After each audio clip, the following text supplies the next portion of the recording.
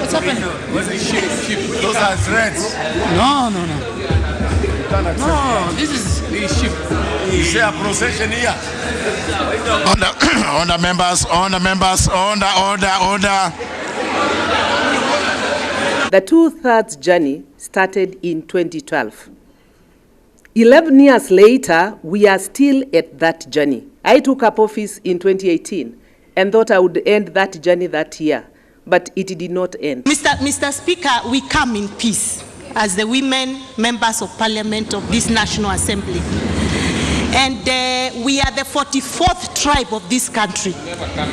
And we are coming here, Mr. Speaker, to put a message across that we have had a new constitution since 2010, a constitution that had specific timelines for certain legislative proposals to be passed by this very House, and the legislative proposal to enable the implementation of not more than two-thirds gender rule is now 8 years, Mr. Speaker, and it has not been passed. The two-thirds gender principle does not mean one-third.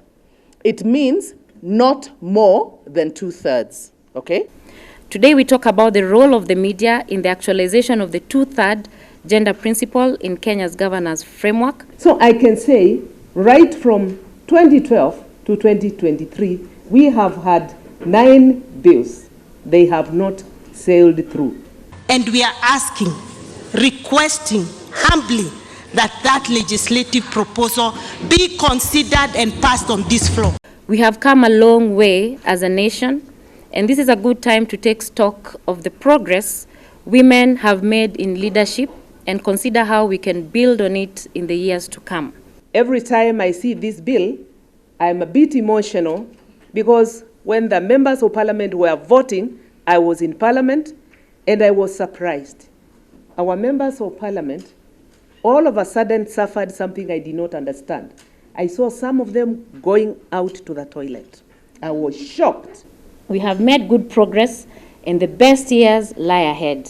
I'm certain that our efforts in promoting these constitutional amendments will build a strong foundation for the generations, women leaders and to come. Up to the CJ, Maraga himself, came to court with us on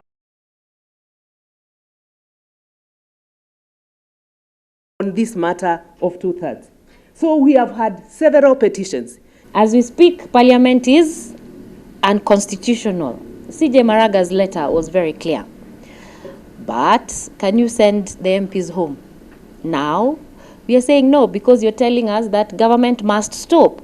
And that is why we are saying, as we stand here today, we need you, the media, to help us engage, teach, create a learning entity and atmosphere so that we can actualize this. 51% of this country, as of census of 2019, is women.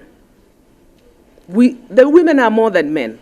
And therefore, when we talk two-thirds, we are not just talking because of a group that is 30%. On this media engagement forum, I urge us to continue reflecting on the future we all want for our daughters. One where they can live out their aspirations without limits. And I'm celebrating you, the media, who are building that future for all of us beginning today. For the first time in Kenyan history, we have a president who is saying, let's do right by women. His Excellency has given me political will and commitment. Please clap for him. Siyo nimepata, si amesema, hata akaandika barua. I'm very happy. To be very honest, if there's anyone who's going to oppose this momentous time for women in this country or for the general well-being of the country, then they are enemies of progress. They are still, I know that even with the top-ups, you hear the arguments, oh, you know, these women, they are coming to take over our space. They are nominated and then they get elected. So they are taking over our space. But you see, elective seats belong to the people. The media must fully participate. Public education is very important, and we want the public education to be factual. And where you need our help, we are here. I also hope that we'll be able to focus the agenda on the key issues at play here. One of them is the two-thirds gender principle, which is a constitutional dictate.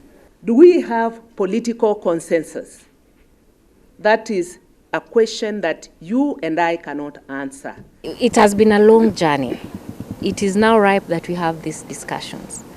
And just like I said earlier, issues to do with gender representation is not about women. It's about the future of leadership and governance in this country. And it encompasses both male and female. So the discussion is ripe. We have the goodwill. Just like I said earlier, when we run for political seats, it's about selves. But we have a president who has now said, it's not about me. It's about the people that I want to represent. Of course, on the 2/3, what we are adamant about, if we're going to get the 2/3, we must get the numbers. And the numbers must be correct. But we've been counting for 12 years. We will show you the maths. And we'll get the maths right. It's long overdue. From the time we started constitutional amendments in this nation, it's long overdue. And 2023 can just be the right time for us to have the changes made.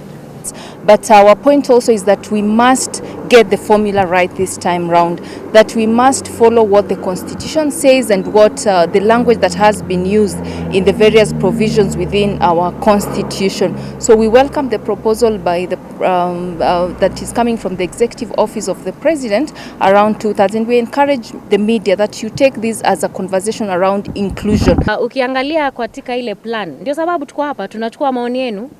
Ni njia ipi pia nyinyi mnaweza ona, but the best one is parliamentary initiative. We should also perhaps consider the 16 nominees to Senate. Make it gender neutral. Otherwise, it's not possible to sustain that conversation in the long run if it only protects the women. But now that we have the political will, His Excellency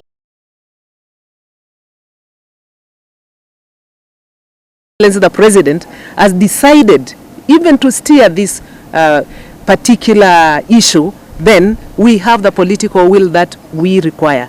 So I do undertake to have more of these conversations, ensure the facts are on the table when these conversations are being had.